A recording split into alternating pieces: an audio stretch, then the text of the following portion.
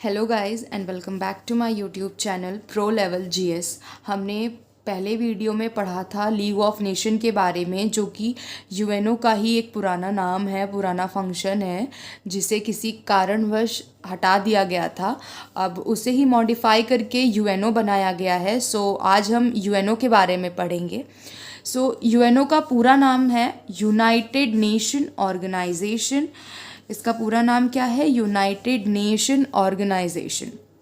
ये एक inter governmental organisation है जो कि विश्व स्तर पर सभी देशों के लिए कार्य करती है। फिर चाहे वो अग्रिम देश हो, मीन्स सभी चीज़ों में, हर चीज़ों में वो आगे हो, या कोई भी आदिम देश हो जो किसी रूप से इसमें भाग लेने से या किसी कारणवश पीछे हो, तो सभी देशों के लिए कार्य करता है। ऐसा नहीं है कि कोई भी देश हो जो संपूर्ण रूप से मतलब सारी चीज़ें उसके पास हो तभी वही उसी के लिए कार्य किया जाएगा, ऐसा कुछ भी नहीं है। ये विश्व स्तर पर सभी देशों के लिए कार्य करता है। अब बात करते हैं कि इसका जो विचार है वो आया कहाँ से, क्योंकि लीग ऑफ नेशन तो पहले से ही बना हुआ था, तो इसको बनाने की बात की किसने? जब द्वितीय विश्व युद्ध हो रहा था तब उस टाइम पे अमेरिका के राष्ट्रपति थे फ्रैंकलिन डिलानो रूजवेल्ट। कौन थे? Franklin Delano Roosevelt. हम इन्हें रूजवेल्ट के नाम से इनके बारे में बात करते हैं। रूजवेल्ट ने देखा कि लीग ऑफ नेशन बनाया गया था किस लिए? ताकि द्वितीय विश्व युद्ध ना हो, लेकिन वो कार्य कर नहीं सका। क्यों नहीं कार्य कर सका? क्योंकि उसमें इतने स्ट्रिक्ट रूल नहीं थे, इतने स्ट्रिक्ट मतलब रूल नहीं बनाए गए जिसे लोग फॉलो कर सके, और इसकी वजह से वो कार्य नहीं कर सका। तो उन्होंने इसका विचार दिया और इसी को मॉडिफाई करके बनाया गया हमारा United Nation Organization, means UNO. अब देखते हैं कि इसका मुख्यालय कहाँ है। इसका मुख्यालय जो है वो है मैनहट्टन द्वीप है एक, जो कि न्यूयॉर्क में है। तो ये वहीं स्थित है और ये 17 एकड़ ज़मीन में बना हुआ है। कहाँ बना हुआ है? 17 एकड़ ज़मीन में, जो कि किसी ने दान दी थी। अब हम बात करते हैं यूएनओ की बनने की प्रक्रिया पर। वैसे तो बहुत सारी इसमें डेट हैं, लेकिन मुख्य रूप से जो बहुत हाईलाइटेड डेट है हम उनके बारे में बात करते हैं। तो सबसे पहली डेट है 25 अप्रैल सन 1945। ये वो डेट है जब यूएनओ के चार्टर पर चर्चा हुई थी। कब?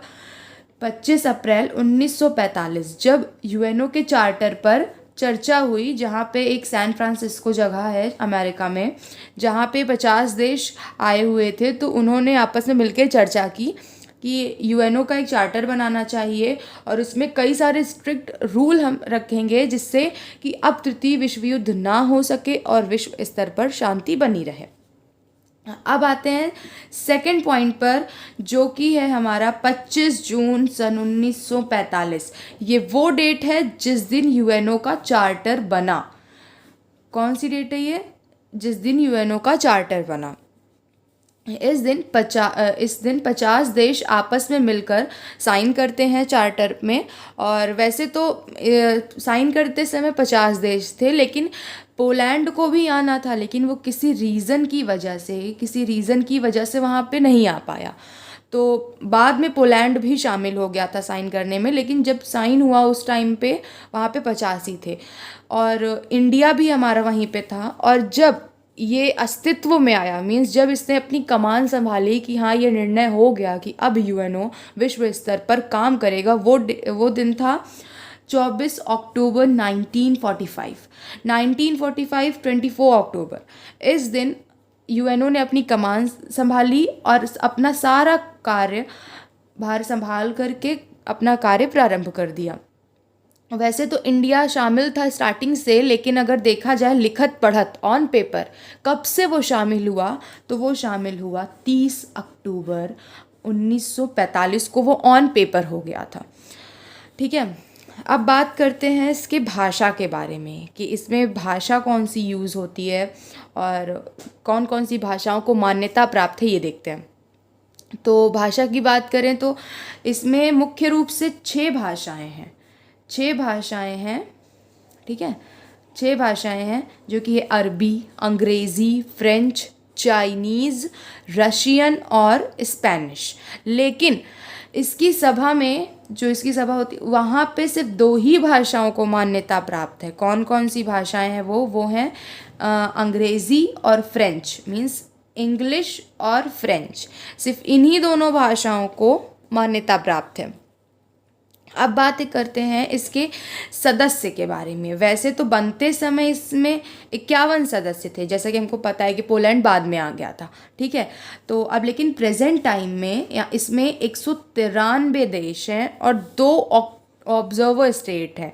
ऑब्जर्वर स्टेट कौन कौन से हैं पहले ये देखते हैं, फिर बाद में देखते हैं कि ऑब्जर्वर स्टेट होते क्या हैं, ठीक है। ऑब्जर्वर स्टेट हैं होली सी और फिलिस्तीन, ठीक है। तो वैसे तो ये ऑब्जर्वर स्टेट हैं जिन्हें इन्हें ये मतलब इनके अधिकार तो हैं, सदस्यता तो है इनके पास, लेकिन इन्हें कोई भी चुनाव करने का या प्रस्ताव पारित करने का कोई भी ऐसा विशेष अधिकार इनको नहीं दिया गया है, बस ये सदस्य के नाम पे है, ठीक है। सो अब देखते हैं ऑब्जर्वर स्टेट क्या होता है। हिंदी में इसे पर्यवेक्षक कहा जाता है। क्या कहा जाता है? पर्यवेक्षक। पर्यवेक्षक का दर्जा कुछ संगठनों द्वारा संगठन में भाग लेने की क्षमता देने के लिए दिया गया विशेष अधिकार है, जिसमें वोट देने या प्रस्तावों का प्रस्ताव करने की क्षमता का अधिकार का अभाव होता है, ठीक है। मीन्स ये सदस्य तो माने जाएंगे लेकिन इन्हें सदस्य में गिना नहीं जाता है, और इनके पास जो भी मतलब वोट देने का अधिकार, अगर किसी भी जैसे सिक्योरिटी काउंसिल है और कई सारी सभाएं हैं, उनका चुनाव करने का इन्हें कोई भी अधिकार नहीं दिया जाता, किसी भी प्रस्ताव में इनकी सहमति की आवश्यकता नहीं ली जाती। सो ऐसे हैं ये, ठीक है। अब बात करते हैं इनके अंग के बारे में। इसके 6 अंग हैं, ठीक है, इसके 6 अंग हैं, लेकिन अगर देखा जाए मुख्य रूप से प्रेजेंट टाइम में 5 ही कार्यरत हैं, ठीक है, 5 ही कार्यरत हैं, एक को हटा दिया गया था। देखा जाए तो एक को हटा दिया गया था। कब हटाया गया, कैसे हटाया गया, कौन सा है, ये आगे बात करते हैं। सबसे पहले है महासभा, न्यास, अंतर्राष्ट्रीय न्यायालय, सचिवालय, सुरक्षा परिषद, सामाजिक एवं आर्थिक परिषद, ठीक है। ये 6 देश हैं। कौन कौन से हैं? महासभा, न्यास, अंतर्राष्ट्रीय न्यायालय, सचिवालय, सुरक्षा परिषद और सामाजिक एवं आर्थिक परिषद, ठीक है। अब बात करते हैं हम पहले अंग की, जो है महासभा। महासभा को विश्व की संसद, लघु संसद और जनरल असेंबली के नाम से जाना जाता है। विश्व की संसद क्यों? क्योंकि इसमें सारे देश के जो शासनाध्यक्ष होते हैं वो शामिल होते हैं, तो इसीलिए इसको विश्व की संसद कहते हैं। और इसमें सभी देश के शासनाध्यक्ष शामिल होते हैं, तो मीन्स ये बहुत बड़ी असेंबली हो जाती है ना, तो इसीलिए इसको लघु संसद भी कहते हैं, ठीक है। अब बात करते हैं इसके सदस्य के बारे में। जितने भी सदस्य यूएनओ में होंगे उतने सदस्य महासभा में होंगे, ठीक है। और देखा जाए तो सबसे नया देश कौन सा है यहाँ पे अभी प्रेजेंट टाइम में? सबसे नया देश है दक्षिणी सूडान, जिसकी राजधानी है जुबा, जो कि अफ्रीका का है। और इसकी जो बैठक होती है वो सितंबर में हर साल होती है, हर साल सितंबर में होती है। और इसकी बैठक में हर साल देश के शासनाध्यक्ष आते हैं। शासनाध्यक्ष, विदेश मंत्री, वो देश के ऊपर डिपेंड करता है कि वो किसे भेज रहे हैं। और इसकी जो भी महासभा के अध्यक्ष जो भी होते हैं, उनका कार्यकाल जो होता है वो 1 साल का होता है। मीन्स अध्यक्ष की अध्यक्षता 1 साल के लिए होती है। अब बात करते हैं, कुछ पॉइंट है इसके, कि इसकी पहली महिला अध्यक्ष जो थी वो थी विजय लक्ष्मी पंडित, पहली महिला अध्यक्ष थी। पूरा जितने भी 193 देश हैं उसमें से वो पहली महिला अध्यक्ष थी, और ये भारत की थी, तो मीन्स भारत की ही थी ये, और पहली महिला अध्यक्ष के रूप में ये चुनी गई थी। और इसका जो कार्य है वो देखते हैं।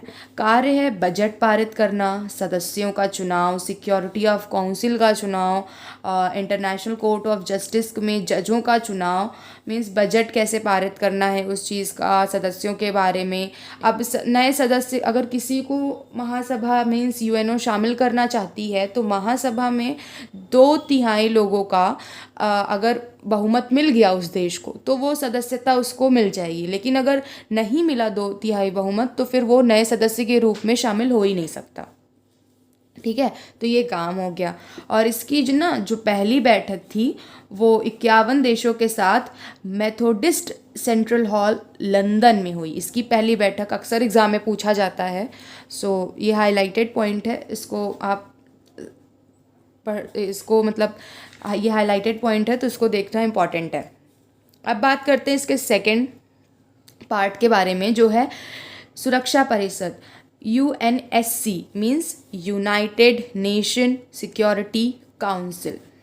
यूनाइटेड नेशन सिक्योरिटी काउंसिल, इसे ना आदेशात्मक संस्था के नाम से जाना जाता है। मीन्स ये जो भी आदेश देगी उसे मानना ज़रूरी है, फिर उसे मानना है। अब इसके सदस्य के बारे में देखते हैं। सदस्य इसमें 5+10 मीन्स 15 टोटल सदस्य हैं, लेकिन इसमें दो प्रकार के सदस्य हैं। अभी आगे देखते हैं, पहले देखते हैं कि इसके कार्यकाल कितने भी होते हैं। ये जो 10 सदस्य होते हैं ये अस्थाई सदस्य होते हैं, और इसके जो 5 सदस्य होते हैं वो स्थायी सदस्य होते हैं, और जो 10 सदस्य हैं उनका कार्यकाल केवल 2 वर्ष के लिए ही होता है। केवल 2 वर्ष के लिए होता है, उसके बाद फिर वो हट जाते हैं, नया चुनाव होता है, फिर नए 10 सदस्य बनते हैं। तो ये हम अस्थाई सदस्य के बारे में समझ चुके हैं। अब बात करते हैं स्थायी सदस्य। तो जो स्थायी सदस्य हैं वो 5 देश हैं, और ये वही 5 देश हैं जो कि मित्र राष्ट्र हैं और युद्ध में लड़ चुके हैं। ठीक है, तो सबसे पहले नाम देखते हैं। अमेरिका, ब्रिटेन, चाइनीज़, रशिया और फ्रांस। ये 5 देश हैं और इन देश के पास वीटो पावर है।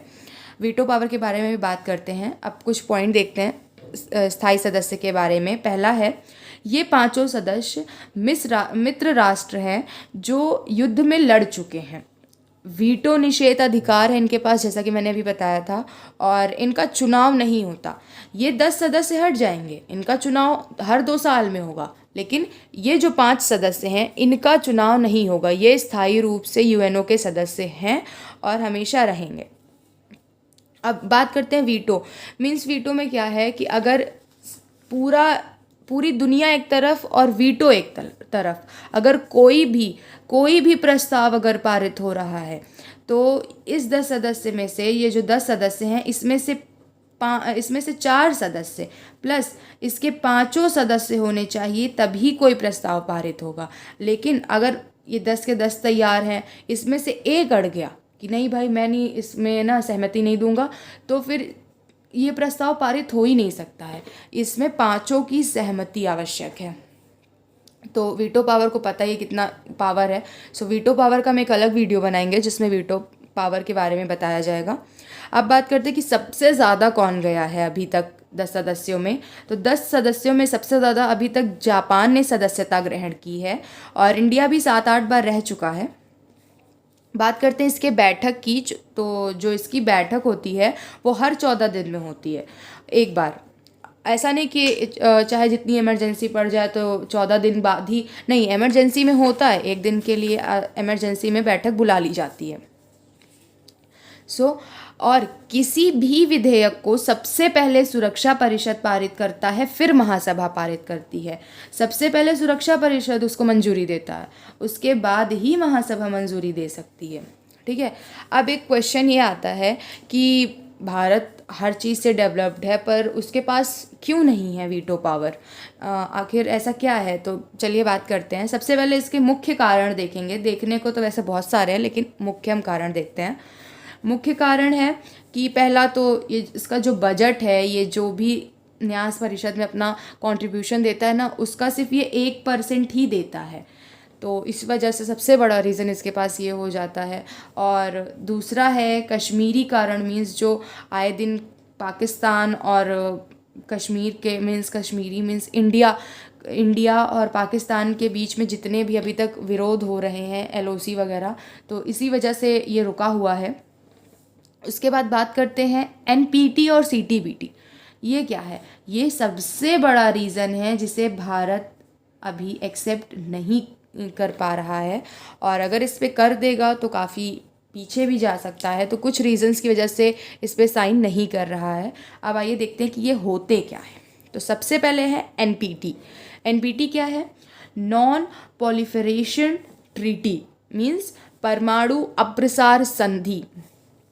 इसके अनुसार केवल 5 देश ही परमाणु बम रखेंगे, लेकिन भारत ने इस पर हस्ताक्षर नहीं किए।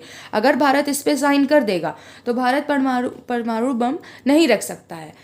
तो इसीलिए भारत ने इस पे साइन नहीं किया है, और इसी वजह से ये रूल है यूएनओ का कि अगर इस पे भारत साइन कर देगा तो भारत को वीटो पावर मिल जाएगी, लेकिन भारत इस पे साइन नहीं कर रहा है, इसी वजह से उसका वीटो पावर रुका हुआ है। अब बात करते हैं सीटीबीटी क्या होता है।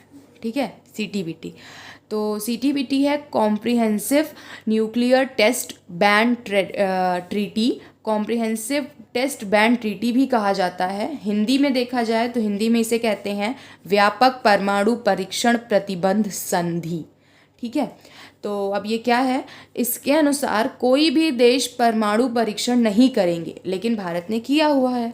भारत ने तो परमाणु परीक्षण एक बार नहीं 2-2 बार किया हुआ है। अब देखते हैं कौन कौन से हैं। एक किया था 18 मई सन 1974 को, स्माइलिंग बुद्धा के नाम से किया था, स्माइलिंग बुद्धा कोड नाम से किया था पोखरण में। और दूसरा किया था 11 मई और 13 मई सन 1998 में शक्ति 98 के नाम से किया था। ठीक है, तो भारत ने सीटीबीटी और एनपीटी पे साइन ही नहीं किया हुआ है, जो कि मीन्स यूएनओ का रूल नहीं फॉलो किया है वीटो पावर लेने के लिए। इसी वजह से उसे वीटो पावर अभी नहीं मिल रहा है, हालांकि वो लगा हुआ है लेकिन अभी इसी वजह से नहीं मिल पा रहा है। अभी इसको क्यों मिलना चाहिए वीटो पावर, क्या रीजंस थे, सब कुछ अभी नेक्स्ट वीडियो में देखेंगे। अब बात करते हैं सचिवालय। सचिवालय प्रशासनिक अंग, एडमिनिस्ट्रेटिव ऑर्गेनाइजेशन, मीन्स जितने भी यूएनओ के जितने भी कागजी कार्य हैं, मीन्स कागजी कार्य हैं, वो सारा सचिवालय ही देखता है।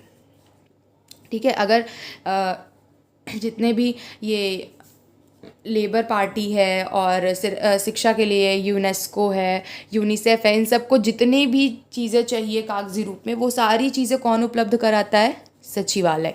ठीक है, तो इसका जो पॉइंट देखते हैं, महासचिव के अंदर कार्य करती सचिवालय में अध्यक्ष के रूप में चुना जाता है महासचिव। महासचिव का कार्यकाल होता है 5 साल के लिए। ठीक है, महासचिव का चुनाव तो महासभा करती है, चुनाव तो महासभा करती है, लेकिन कब, सुरक्षा परिषद की सिफारिश पर। कब करती है, इसका चुनाव है महासभा करती है, लेकिन सुरक्षा परिषद की सिफारिश पर करती है।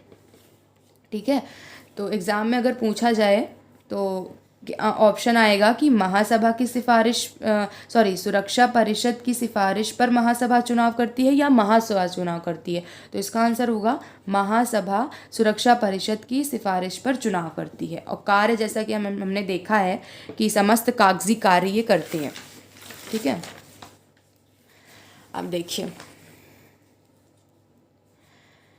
ये ना चीफ एडमिनिस्ट्रेटर होता है यूएनओ का, महासचिव होता है, और फॉरमोस्ट रिप्रेजेंटेटिव होता है, यूएनओ का रिप्रेजेंटेटिव होता है। मीन्स अगर कहीं भी कोई भी सभा होती है तो यूएनओ को रिप्रेजेंट करने के लिए महासचिव ही जाते हैं।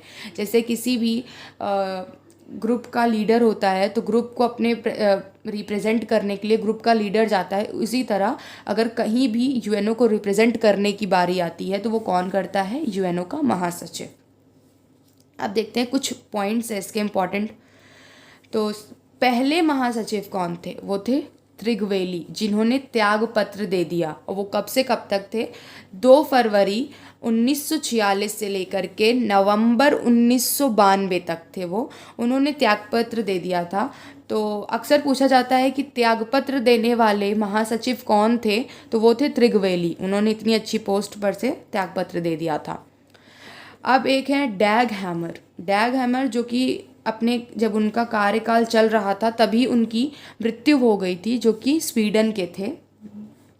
तो एग्ज़ाम में पूछा जाए कि कार्यकाल के दौरान कौन से महासचिव की मृत्यु हुई, तो वो थे डैग हैमर। अब कई बार पूछा जाता है कि 2 बार महासचिव बनने वाले कुछ सदस्यों के नाम बताइए, तो देखते हैं। एक थे कोफी अन्नान जो कि घाना के थे, ये 2 बार रह चुके हैं, ये 2 बार बन चुके हैं यहाँ के महासचिव। और एक है वॉन की मून जो कि दक्षिणी कोरिया के थे, ये भी 2 बार महासचिव बन चुके हैं। और एक है यूथांट जो कि बर्मा के थे, ये पहले नॉन यूरोपियन थे जो कि इसके महासचिव बने थे।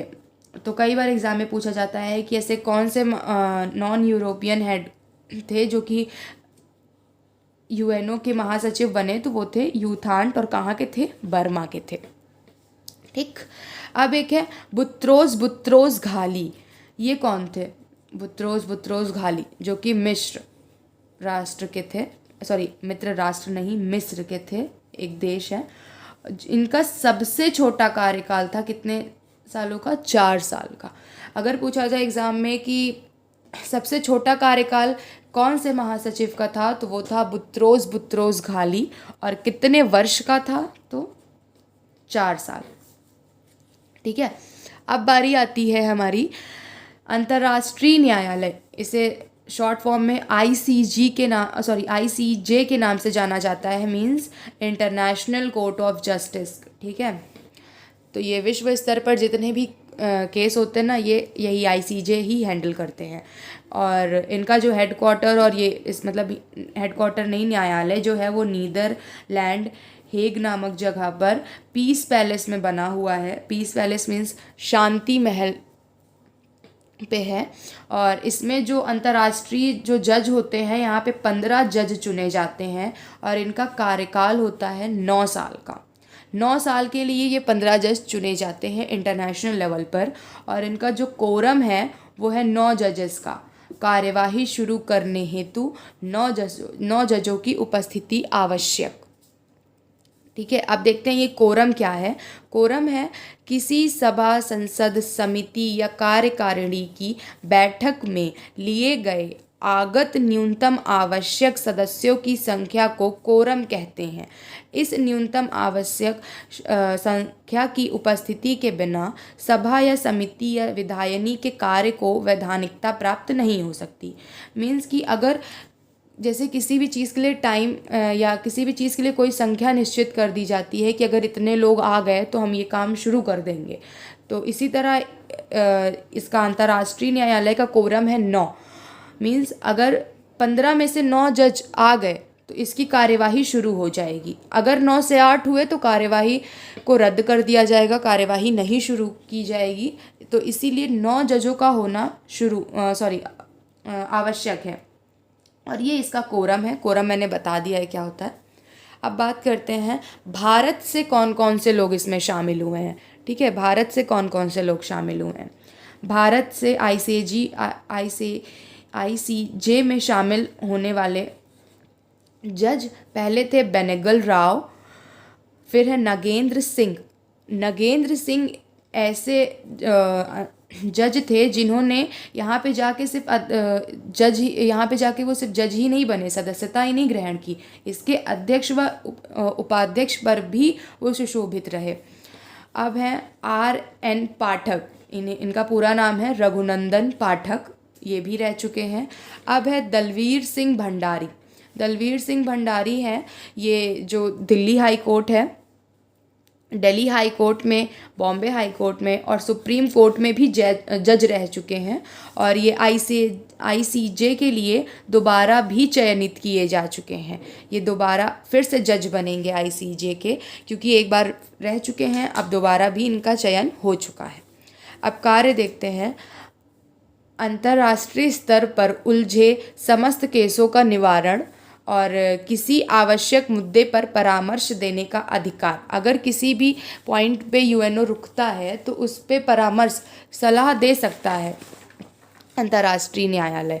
अब बात करते हैं सामाजिक एवं आर्थिक परिषद, जिसे कहते हैं इकोसॉक। इंग्लिश में इसका नाम है इकोनॉमिक एंड सोशल काउंसिल। क्या नाम है? Economic and social council. जैसा कि हेडिंग से ही पता चल रहा है कि सामाजिक और आर्थिक लिखा हुआ है, तो सामाजिक और आर्थिक रूप में ये कार्य करता है। और इसमें जो सदस्य होते हैं वो 54 सदस्य होते हैं, और जिनका चुनाव महासभा करती है। महासभा द्वारा इनका चुनाव होता है, और ये सदस्य जो है वो 3 साल के लिए चुने जाते हैं। कितने साल के लिए? 3 साल के लिए। और ये 54 सदस्य जो हैं वो अपना एक अध्यक्ष भी बनाते हैं, जो कि 1 साल के लिए चुने जाते हैं। ठीक है। कार्य देखते हैं। विश्व की जनसंख्या के जीवन स्तर में सुधार हेतु गरीबों, घायलों एवं अशिक्षितों की सहायता, आर्थिक, सामाजिक, सांस्कृतिक, शैक्षिक, स्वास्थ्य आदि मामलों का अध्ययन। जितने भी आर्थिक और सामाजिक स्तर पर कार्य हैं, गरीबी, अशिक्षितता, इन सब चीज़ों से संबंधित जितनी भी सारी चीज़ें हैं वो सब चीज़ें देखता है इकोसॉक। अब जैसे कि कभी कभी क्या हमने अक्सर हम नाम सुनते हैं यूनेस्को, यूनिसेफ, आईएलओ, एफएओ। तो ये सारे पार्ट जो हैं ये इकोसॉक के ही हैं। आईएलओ क्या है? इंटरनेशनल लेबर काउंसिल है। एफएओ क्या है? फूड एंड एग्रीकल्चर ऑर्गेनाइजेशन है। यूनेस्को है United Nation Education, Scientific and Cultural Organisation. UNICEF है United Nations International Children's Emergency Fund. ठीक है, अब बात करते हैं और भी कई सारे देश हैं, ऐसा नहीं है।